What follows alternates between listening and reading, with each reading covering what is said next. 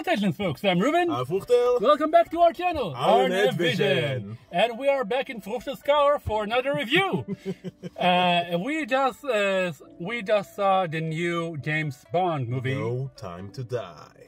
So, without further ado, what is your opinion about it?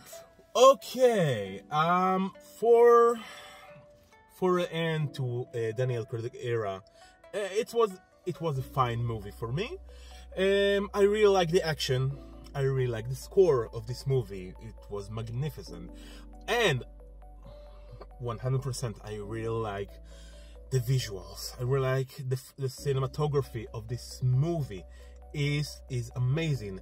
The views, the cities, the nature of this of the land they are filming. It's incredible.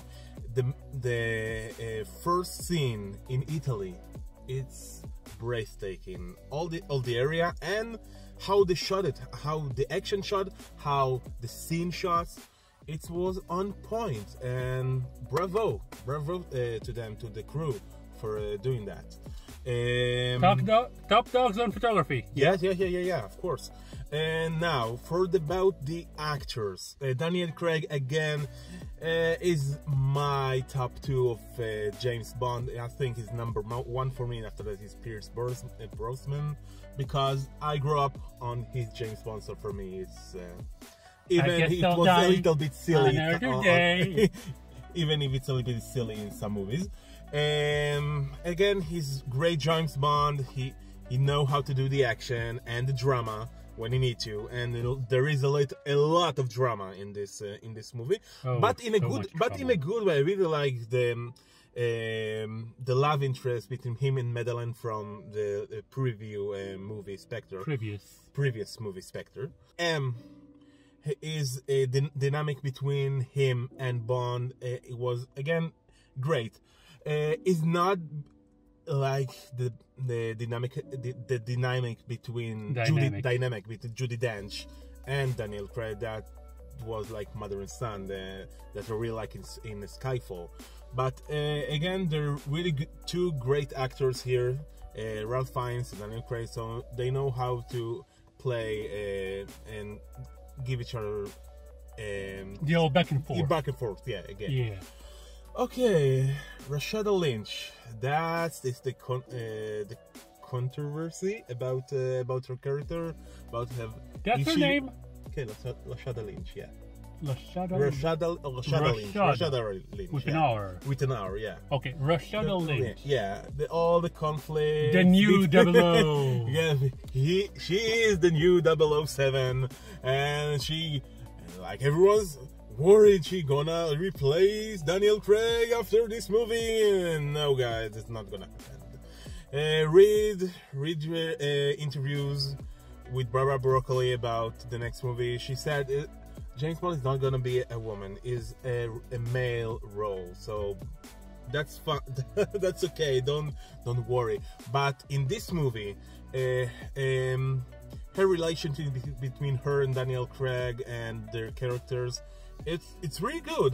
They working sass. Yeah. It's undercover sass. She's a sass character, but in a good way. Not you feel she's a B word and you want to punch her. No, she's a really fun character. Cute and fun with his British humor as always. And now let's go to the story. This movie... no, I want to talk about the story. Yeah, I want to talk about the story. Okay. Lay it on. So, this movie is too long, guys. The first act and the last act are perfect, but the second act, the middle, is like an old gun. It's really stretched too much. They did not know what they wanted to do with that story. They tried to connect it to the old movies, with mostly to Spectre, but they did it poorly because there were not enough meat to bite and to connect to the characters that was represented there. And they tried to make it to get a new villain for this movie, like Rami Malek, but it wasn't enough. They didn't give him enough to do in that movie. The story was weak. His backstory was weak. Wasn't interesting at all, and his performance. He talked like that.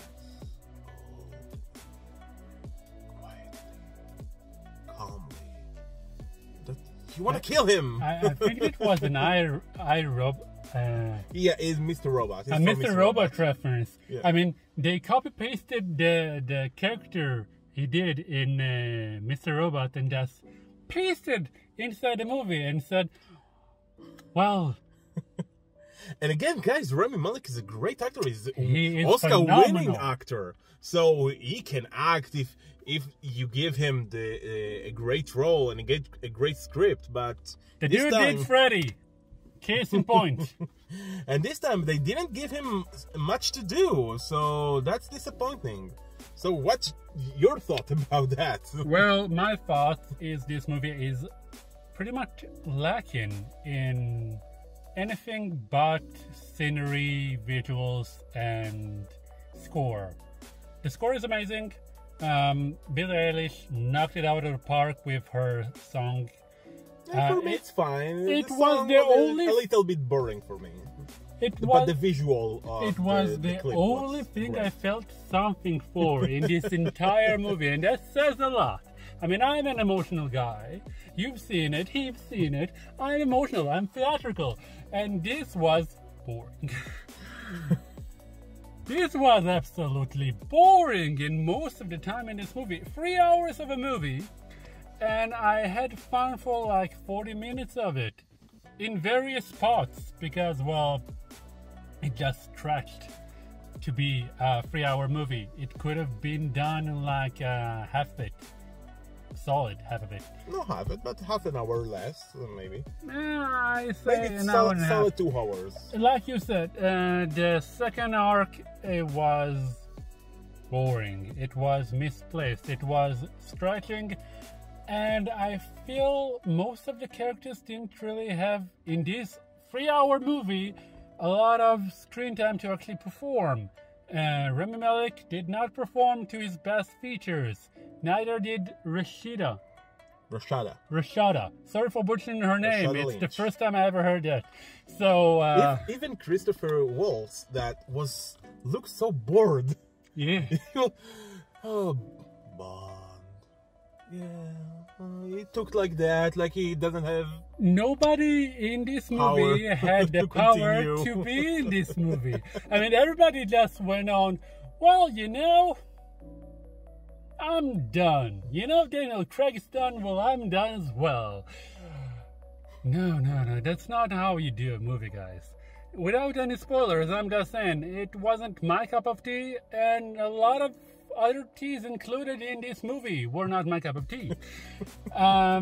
Plot-wise, nonsensical to the limit, and not in the Bond way that I am familiar and I love. It was a sequel to Spectre. Yeah, it was Yeah. a sequel to Spectre, and maybe that was the problem, because they tried to be a sequel to Spectre, but they also, like I said, they tried to get a new villain, to get something new, but it wasn't enough. I mean, it felt half-assed. I mean, you can do an episodical Bond, or you can do a serial Bond, but if you try to do both, you're gonna have a Rick and Morty bad time, guys. So... Yeah, Yeah. they should only focus in one character, one villain character, and not continue maybe the Spectre I mean, side. they had movies when they had two baddies and it was okay. But in Bond movies, it doesn't work. In Bond movies, you need the build. Yeah, you need to have a structure of a movie. 3 arcs, and you get a new villain, you get what's Bond gonna do, and what happened to him, and that's it. And in the end, and closure for this story, and that's it. Well, all I can say is that, Craig, you've been a fine Bond, but... Yeah, Craig, you were magnificent as a Bond. Skyfall is my all-time Bond movie for me, so thank you. So here is the verdict. Like always, we have the go watch it in the cinemas, Netflix it, or burn it down to hell. So, yeah, I won't burn this movie. The scenery was awesome. The score was awesome. I would definitely watch it home. And if you have bladder issues, you should watch it at home as well. Because 3 hours of watching nothing is way too much to pay for. Don't exhilarate it. It wasn't nothing. I'm not exaggerating. I am... Well, it wasn't nothing. Yeah, you're correct. I am a bit exaggerating. Yeah. But I don't feel like you should pay just to watch something. I think you should pay. I'm recommending to you to watch it on movie on the big screen because it is a great. They have a great action in it, a great score, a great cinematography, and a great acting for. All the actors had done a good job instead of Rami Malek, but it wasn't his fault. It was the character they gave him to do. Well, I think if they just how do I say it? Well, if they just gave the actors a bit of lead to act and not just be boring while they talk. No, I mean, it was pure scenery, pure action. In those things, it kicked ass. But James Bond is not only pure action. There is a drama. In Daniel Craig era, there is a lot of drama. Yeah, the drama didn't play through for me. I didn't feel anything in this movie, no. In this movie, it wasn't enough. And every time someone talked, it felt like it was out of context. I guess what I'm saying is they tried a lot of stuff and they failed because everything was half-assed, in my sight. I mean, in my eyes, every one of those actors is a distinguished actor, but they could have gotten a better plotline to go through, and they could have gotten a better script or a longer script. I mean, it's a 3-hour movie.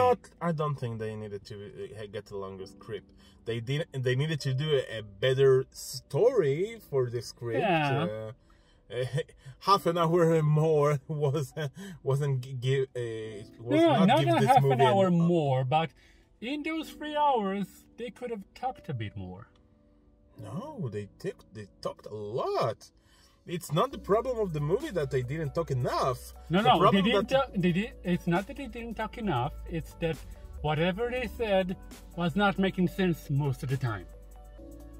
I disagree with you on that, but I agree with you about the story. That's it. It needed to be more interesting, more coherent, and not too half-ass separate storyline that try to mesh up together. Yeah, it's not a rom-com, guys.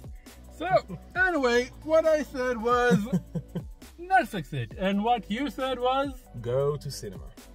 So what do you guys think? Have you watched the film? If you watch, don't spoiler it in the comments. No spoilers in the comments, but do comment. We want to hear your thoughts about it. If you guys liked us, like us. Subscribe.